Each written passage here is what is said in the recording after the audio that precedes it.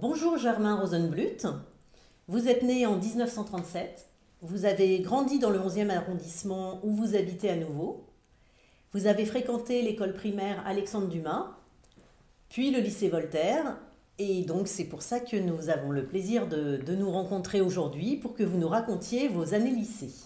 Alors, bonjour Germain. Quand avez-vous été précisément au lycée Voltaire et dans quelle classe étiez-vous?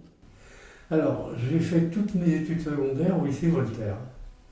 J'ai commencé donc en 6e, où on entrait au lycée Voltaire par la rue Spinoza. Et dans quelle classe j'étais? La classe qui faisait du français-latin et deux langues vivantes. Donc mes deux langues vivantes, c'était anglais et espagnol. Et français-latin, bien sûr. Donc c'était le classique. J'étais en classique, beaucoup de littérature. Voilà. Et, pardon. Vous étiez au lycée donc de 1948 à 1955, c'est bien ça? Oui. Globalement, quels souvenirs gardez-vous de ces années? Déjà, l'entrée au lycée ne se faisait que sur concours à cette époque. Donc on avait un examen, un concours, on devait passer un concours. Et donc il y avait des épreuves, une dictée, enfin des épreuves qui nous permettaient qui permettaient à l'administration de savoir si on était admissible ou pas au lycée.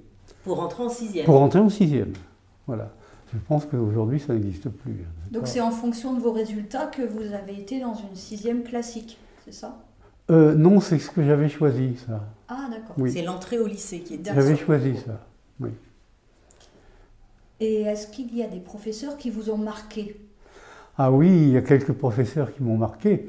Je me souviens de presque tous mes professeurs, mais il y en a beaucoup dont je ne me souviens pas parce que notre enseignement était très ordinaire, il n'y avait rien de particulier qui pouvait retenir notre attention. Mais quelques-uns avaient des comportements un peu particuliers ou avaient un physique aussi particulier avec des paroles éventuelles et des comportements qui nous marquaient beaucoup. Et c'est de cela dont je me souviens, principalement, bien sûr. Alors, le premier professeur dont je me souviens, c'est celui que j'ai eu en entrant en 6e, qui s'appelait M. Verquière, qui était un professeur très efficace, très doux d'ailleurs, très gentil, et qui nous enseignait très bien. C'est là qu'on a commencé le latin, notamment, et le latin c'était beaucoup la syntaxe. On commençait par la syntaxe, et on avait aussi un texte latin qui s'appelait De viris illustribus, des hommes illustres. C'est bien de nous traduire. Il y a beaucoup moins de lycéens qui font du latin maintenant. Et je me souviens, on avait aussi des textes à apprendre par cœur à cette époque. Je crois que maintenant, ça n'existe plus du tout, ça. On apprenait des textes par cœur.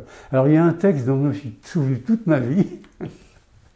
C'était, je vais vous le citer, hein, c'était In heroicis temporibus, immane monstrum regionem terrebat, sphinx nominabatur.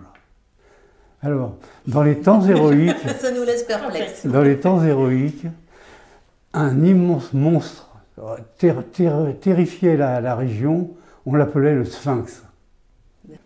Alors ce que je ne vous ai pas dit aussi, c'est que à cette époque au lycée, les élèves étaient plutôt bourgeois. Ce n'étaient pas des élèves du milieu dont je venais, moi. Donc ce n'étaient pas des enfants du quartier? Non, quelques-uns venaient par le métro. C'était des milieux assez bourgeois, en fait. C'était pas le milieu d'où je venais, de mon école communale. De la rue de Charonne. Donc c'est vrai qu'au départ, j'ai dû un peu m'adapter à ces nouveaux enfants, ces nouveaux élèves. Parce que les élèves où j'étais, à la communale, c'était des élèves comme moi, des élèves d'ouvriers qui mangeaient mal, qui avaient faim, etc. Donc c'était un peu le milieu où je me sentais plutôt à l'aise. Et quand je suis arrivé donc à Voltaire, j'étais un peu moins à l'aise. Ça n'a pas duré longtemps, mais j'étais un peu moins à l'aise parce que ce n'était pas le milieu duquel j'étais habitué. Voilà. Alors ensuite, mes autres profs d'anglais, c'est M. Brugnol et Madame, d'ailleurs, c'était un couple qui enseignait l'anglais à Voltaire aussi. Et M. Van Broek, le troisième prof. Donc Van Broek, c'était un personnage comme un fil, très mince, très grand, avec une grosse moustache à la Thompson, là, une grosse moustache, et qui était très froid, un peu à l'anglaise, quoi. Il se comportait un peu à l'anglaise. Le flegme britannique. Le flegme, voilà, tout à fait. Mais j'ai pas d'autres souvenirs, sinon qu'un souvenir physique, quoi. Et donc, vous nous disiez, l'espagnol était manifestement une de vos matières préférées. Est-ce que vous aviez une autre matière de prédilection ou... Ah ben, les langues, oui, l'anglais, langues. Et puis le sport, le chant, la musique aussi. D'accord. Vous avez un souvenir particulier du professeur de musique? Ah oui, Monsieur Joly, oui. J'ai un souvenir, un très bon souvenir de Monsieur Joly. Très bon souvenir de Monsieur Joly qui, lui, nous a vraiment initiés à la musique. Il nous enseignait les rudiments du solfège, pas vraiment tout le solfège, parce que c'est très compliqué, mais les rudiments principaux, les gammes de dut, gammes de sol, etc. Et puis, il nous passait, il y avait un petit tourne-disque dans la classe, et il nous passait notamment un disque qu'il appréciait particulièrement, qui était L'apprenti sorcier de Paul Dukas. Et il nous faisait reconnaître les instruments, reconnaître ce qui se passait, parce que c'était une musique imagée, quoi. Donc le ballet, l'eau qui coulait, etc. L'apprenti sorcier qui ne maîtrisait plus du tout ce qui se passait. Et est-ce que vous chantiez? Ah oui, nous chantions, oui, oui. Donc je peux chanter cette chanson, ce poème de Goethe. Alors c'était sur les landes d'alentour s'ouvrait une rose. Mi mi mi mi sol fa mi ré ré mi fa sol do. Enfin après je vais continuer tout ça. Oui oui monsieur. D'accord. Merci. Bon merci, et merci. puis alors ce que faisait aussi Monsieur Joly, il nous faisait faire des dictées musicales. Et ça c'était très intéressant parce que alors il avait aussi une méthode pour nous faire trouver des notes de la gamme. Alors, tout son corps, il mettait sa main comme ça sur tout son corps, et chaque partie de son corps représentait une note. Et vous reconnaissiez comme ça? Et alors il disait, suivez ma patte. alors, do, ré, mi, fa, sol, do, etc., etc., etc. Donc ça, c'était un prof qui moi m'a beaucoup marqué, quoi. Et maintenant, je peux vous parler aussi, alors par contre, de Monsieur Isnard, qui lui était notre prof de natation. Alors, la natation au lycée Voltaire, c'était une association, ça s'appelait l'ASLV, Association du lycée Voltaire. Et donc, Monsieur Isnard, je ne sais pas, moi j'étais très... Parce que déjà, étant tout gosse, j'allais à la piscine déjà. Donc déjà à la piscine, avec un copain, on avait une grosse rondelle comme ça qu'on avait peint en rouge, qu'on jetait dans l'eau à la piscine. On allait à la piscine avenue Ledru-Rollin, qui n'existe plus. On jetait ça et on allait chercher ce truc dans le grand bain, on plongeait, etc. Donc je nageais déjà très bien. Et quand M. Isnard nous a fait part de cette association, j'ai dit moi je prends, quoi, parce que ça m'intéressait la natation. Et il y en avait un autre que ça intéressait beaucoup, c'était Guy Marchand, qui était à Voltaire, d'ailleurs on l'a sur une photo aussi. Bon. Donc, Guy Marchand, le comédien. Oui, le comédien. Guy Marchand, le comédien, le chanteur. Il jouait de la clarinette. Alors, donc... Et là, vous étiez au lycée ou au collège? Au lycée. Au lycée. Là, Donc il avait le même âge que vous? Oui, oui, oui. Quelques mois près. Oui, tout à fait. Oui, il a le même âge que moi. Et donc, M. Isnard nous prend en natation, tous les deux, avec Guy, et il nous demande de venir faire de l'entraînement le soir après la sortie du lycée, souvent, enfin une ou deux fois par semaine, et tous les jeudis, où on n'avait pas cours, à cette époque, c'était le jeudi, et quelquefois le soir. Donc on allait à une piscine qui se trouvait rue Oberkampf, qui est, enfin le métro, on prenait le métro, on y allait à pied du lycée, c'était à Ménilmontant, métro Ménilmontant, et on allait à la piscine Oberkampf qui était dans le haut de la rue Oberkampf. Et cette piscine, elle avait une petite particularité, elle était à angle droit, elle n'était pas droite, c'était une piscine à angle droit.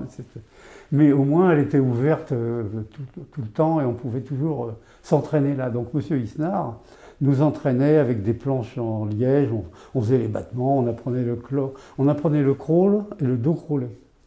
On apprenait C'était une piscine couverte? Une piscine couverte, oui, chauffée. Voilà. Donc on s'entraînait beaucoup. Et puis alors, les jeudis, il y avait des compétitions de natation avec d'autres lycées. Donc on trouvait d'autres lycées, à peu près du même âge que nous, quoi. Et nous faisions des compétitions. Alors c'était des piscines, on connaissait à peu près toutes les piscines de l'époque, Édouard Pailleron. Enfin, je cite qu'Édouard Pailleron parce qu'on allait souvent à celle-là.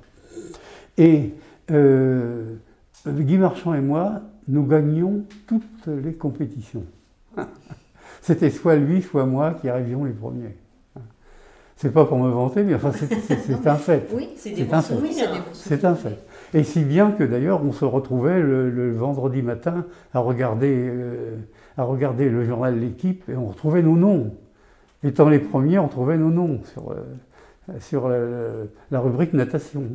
Donc on était très fiers. Oui, il y a de quoi. Il y a de quoi. On était très fiers de ça.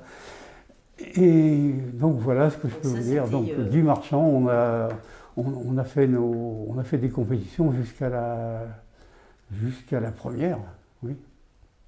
Et alors, il y avait une particularité, c'est que M. Isnard, à l'époque, faisait aussi ce qu'on appelait la préparation militaire. Les élèves devaient faire une préparation militaire. Alors, je ne sais pas ce que c'était, parce que je n'y suis jamais allé, parce que M. Isnard lui disait, venez pas là, encore en plus à la préparation militaire, parce que vous êtes constamment mobilisé par la natation. Donc, j'ai jamais su ce que c'était. Mais en fait, il y avait une fois par semaine, pour certainement les lycéens d'un certain âge, la préparation militaire. Je ne sais pas en quoi ça. Mais avant d'aller au service militaire, en fait. Oui, ça devait être sûrement maniement ou marcher ou pas, je ne sais pas, présenter les armes. Enfin, je ne sais pas exactement en quoi ça consiste. Mais je vous dis ça parce que cette absence de la préparation militaire m'a nuit par la suite quand j'ai fait mon service militaire en Algérie. Voilà. Donc, je ne parlerai pas de ça. Et en voilà. parlant de discipline, puisqu'on parle de service militaire, comment ça se passait avec les surveillants à l'époque? Alors, les surveillants, enfin moi j'en ai connu particulièrement un qui était un grand homme, un peu fort, un peu gros, pas gros mais assez fort quand même, un peu comme moi certainement, et il était blond, frisé comme ça, et il était très sanguin, donc il avait le visage tout, pas rouge mais tout rose, donc on l'appelait Porcelet. Mais alors il était très sévère parce que, en fait, les punitions c'était. Il nous donnait, quand on faisait trop de chahut dans les couloirs avant de rentrer en classe, il nous donnait des points, ça s'appelait des points. Alors il notait sur un calepin. Voilà, Rosenblut, vous avez 2 points. Quand c'était grave, c'était 3, 4 points. Vous avez chahuté, vous avez 2 points. Quand on avait un certain nombre de points, on avait une colle. On restait au lycée le jeudi, on avait des colles, quoi. Voilà. Et vous étiez quel type d'élève? Vous aviez beaucoup de colle? J'avais pas beaucoup de colle, mais j'étais quand même un élève... bagarreur? Non, j'étais oui, un petit peu bagarreur encore à l'époque, mais beaucoup moins, quoi. Qu'à la communale, beaucoup moins qu'à la communale. Un peu dissipé? Mais j'étais assez très vivant, on va dire. Oui. Alors, un de nos profs de physique-chimie s'appelait M. Simonet. Donc ce M. Simonet, il y a beaucoup à dire sur lui, parce que c'était un prof qui arrivait toujours en retard à son cours. Donc nous, on était déjà en cours, on attendait, il arrivait avec 5-10 minutes de retard, presque toujours. Un jour, il revient quand même en retard. Alors il était, il faut vous dire avant qu'il était toujours habillé en une tenue diplomatique. C'est-à-dire qu'il avait le pantalon diplomatique rayé noir et gris, et la redingote. Donc il arrivait comme ça au lycée. Et un jour, il arrive particulièrement, il nous dit « Oh mes petits », il parlait comme ça, « Oh mes petits, je suis en retard, mais figurez-vous que je viens de déjeuner avec Georges Bidault. Quel alcoolique celui-là !» Il parlait comme ça. Rappelez-nous qui était Georges Bidault. Alors Georges Bidault, c'était le président du Conseil de la République française. C'était pas n'importe qui. Oui, et c'est ce Georges Bidault, d'ailleurs, qu'on voit défiler sur les Champs-Élysées à côté de De Gaulle. Il était à côté de De Gaulle, il défilait, Georges Bidault. Donc M. Simonet était un ami de ce Georges Bidault, qui était soi-disant alcoolique. Voilà. Et alors, je continue sur ce prof-là. Donc, il avait aussi la particularité de venir avec des bouquins qu'il avait écrits, parce qu'il écrivait beaucoup de bouquins, et notamment un bouquin qui était plusieurs exemplaires des derniers progrès de la chimie, qui étaient des bons trucs. Et il y avait un de ces livres qui nous a vendu, qui était un truc très ancien qu'il avait écrit, qui s'appelait Les maladies des pommes de terre, ou quelque chose comme ça, que j'ai jamais conservé. Mais ça avait un rapport avec les pommes de terre. Donc, il arrive avec une valise, avec les pommes de terre. Il ouvre sa valise sur son bureau. C'était un amphi. Hein. Puis il y avait. Donc, il ouvre son truc, puis il dit: Oh, mes petits, ça vous intéresse? Alors moi, tous les élèves: Oui, oui, monsieur, oui, ça nous intéresse. Et alors, on venait, pour quelques francs, quoi. On n'était pas riches, bien sûr, on avait quelques sous sur nous, quoi. Donc, pour quelques francs, on achetait ce livre, quoi. Et il y en a qu'un qui n'a pas acheté ce livre. C'est notre fameux copain Jean Troppe. Et moi, écoutez, les mecs, pas de problème, je ne vais pas acheter son bouquin, j'ai rien à faire avec ce bouquin. C'est le seul qui a eu un examen de passage à la fin de l'année. En fait, vous avez acheté votre examen. On a payé notre examen. Mais on ne savait pas que c'était pour ça. On lui faisait plaisir aussi, quoi. Il était sympathique, tu vois. Alors il y a une autre histoire marrante aussi avec lui. Et donc il me reste 3 histoires. Vous voyez, c'est ces histoires, ces profs qui avaient des particularités très marquées, quoi. Donc Monsieur Simonet arrive un jour en classe, comme d'habitude, 5 minutes de retard. Oh mes petits, je vais peut-être vous en décevoir certains de vous. Est-ce que parmi vous, il y a des royalistes? Alors on se regarde tous. Puis il y en a un qui se lève, qui dit: Moi, monsieur, je suis royaliste. Alors, monsieur Simonet dit: Oh, mais mon petit, je vais te faire mal. Je vais te blesser. Mais écoute, je ne peux pas ne pas te le dire. Le comte de Paris, c'est un con. Alors, l'élève, il s'appelait Badu, cet élève s'appelait Badu. Oh non, Dieu, il ne faut pas dire ça, ouais, c'est dur, oui, oh là là. Puis il s'est assis, puis voilà l'histoire. Voilà Monsieur Simonet. Une dernière anecdote sur un autre professeur? Voyons. Ah si, pas une anecdote, enfin, les professeurs d'espagnol. On a eu un deuxième professeur qui s'appelait Monsieur Gardo, qui était un réfugié de la guerre d'Espagne, qui ne pouvait plus aller en Espagne, qui était un homme charmant et un très bon prof d'espagnol. Il nous apprenait tout ce qui était, toute la géographie d'Espagne, et puis les peintres, etc. Un très bon prof. Et il nous recevait chez lui, avec mon ami Bernard Mattei, là, qui était aussi très bon. On était des fous d'Espagne tous les deux, quoi. Donc il nous recevait chez lui, il nous offrait du thé, etc. Il y avait sa femme, sa petite fille. C'est très sympa. Donc j'ai un très bon souvenir de ce prof qui m'a dit un jour, puisque vous aimez l'Espagne, je peux vous faire passer des vacances chez ma mère qui est à Valencia, qui est à Valence. Et moi j'ai accepté et je suis parti à Valence pour mes vacances. Et Germain, vous étiez au lycée Voltaire après la Seconde Guerre mondiale. Et en fait, quelle était l'attitude des professeurs et des élèves face aux personnes d'origine juive? Est-ce que vous avez des souvenirs? Non, je n'ai aucun souvenir de ça. Je pense que ça a été complètement évacué, ça. Après-guerre, on n'en parlait plus. On n'en parlait plus. En 1949, on n'en parlait plus. J'ai jamais entendu parler un professeur de cet aspect des choses. Ni les élèves? Ni les élèves. Même les élèves qui s'appelaient Rosenbaum, Rosenfeld. Il y en avait un aussi qui s'appelait Grunfeld, qui revient là maintenant. On n'a jamais évoqué cette période. Peut-être que c'était trop traumatisant. D'accord. Hein? Alors, il faut que je vous parle aussi d'un troisième professeur, M. Valera, d'espagnol. Parce que M. Valera, c'était un prof, c'était aussi un réfugié de la guerre d'Espagne. Mais M. Valera, il avait une cicatrice énorme qui lui traversait le front en oblique comme ça, et qui était même en creux. Et en fait, M. Valera, c'était un député de la République espagnole. Qui s'était réfugié en France. Qui était réfugié en France, qui avait dû participer à la guerre franquiste. Et il vous racontait ça en cours? Il ne nous racontait pas ça en cours. Il nous l'a dit une fois, mais deux ou trois phrases, quoi. 2 ou 3 phrases. Maintenant, ces années lycée sont un peu loin, mais est-ce que vous auriez un message à transmettre aux actuels lycéens, sachant que les choses ont sans doute changé? Vous avez un message? Oui, les choses ont beaucoup changé, parce que nous, on était des élèves quand même assez disciplinés. On respectait quand même la discipline. On était dissipés quelquefois, mais enfin, on n'était quand même pas des voyous qui agressions, etc. Bon, alors maintenant, je ne sais pas quels sont les nouveaux élèves actuels, donc je sais que maintenant, c'est mixte. Les élèves actuels, je ne sais pas, ce que je pourrais leur dire, c'est d'être respectueux de leurs profs.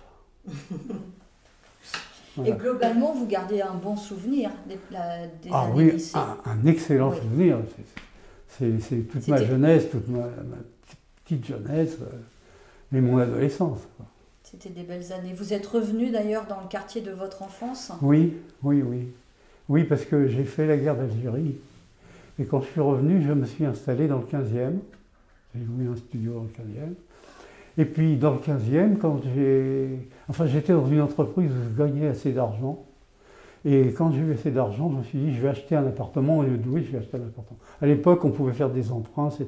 D'ailleurs, c'était assez acceptable les prix des appartements, sauf dans le 15e où j'étais, où c'était très cher. Donc à ce moment-là, je me suis dit, mais au fait, le 11e arrondissement, c'est mon arrondissement. Et je suis revenu dans le 11e arrondissement chercher. Et j'ai cherché par ici, et j'ai trouvé cette résidence. Et j'ai acheté un appartement dans cette résidence. Voilà. Avez-vous eu l'occasion de retourner au lycée Voltaire? Non.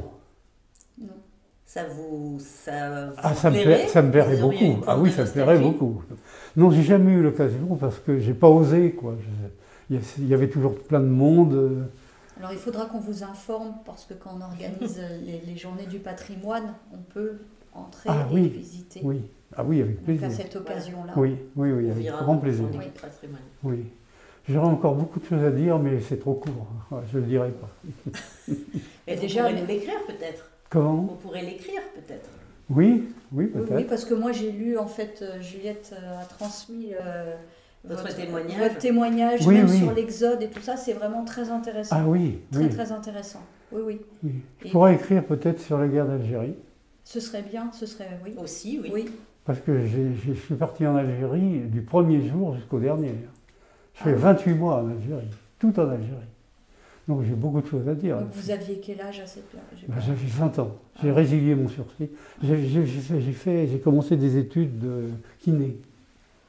C'est ce que j'ai raconté la dernière fois. Je n'ai pas voulu faire d'études poussées parce que on n'avait pas d'argent, on était pauvres dans ma famille. Donc j'ai pas voulu continuer très très loin. Et j'ai fait le concours j'ai fait le concours pour rentrer à kiné. D'ailleurs, c'était rue Mabillon, le concours. Et j'ai eu ce concours grâce à un prof de Voltaire qui s'appelait M. Raffin, qui a écrit un livre que j'ai toujours. Et ce livre, c'était Hygiène, anatomie, physiologie.